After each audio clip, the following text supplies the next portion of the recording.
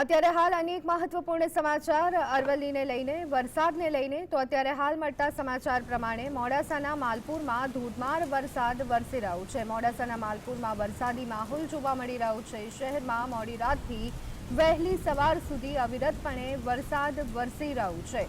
તો આ સાથે જ સમગ્ર રાજ્યમાં વરસાદી માહોલ જોવા મળી રહ્યો છે। વરસાદને કારણે નીચાણવાળા અનેક વિસ્તારોમાં પાણી ભરાયા હોવાના સમાચાર પણ મળી રહ્યા છે। માલપુરના રોડ પર જાણે કે નદી વહેતી હોય તેવા દ્રશ્યો પણ સામે આવ્યા હતા અને તેના કારણે લોકોને હાલાકી વેઠવાનો વારો આવ્યો છે। મોડાસાના માલપુરમાં ધોધમાર વરસાદ વરસતા શહેરના અનેક નીચાણવાળા વિસ્તારોમાં વરસાદી પાણી ભરાઈ ગયા છે। ત્યારે તંત્રની પ્રી મોન્સૂન કામગીરીની પોલ અહીંયા ખુલ્લી પડી જવા પામી છે।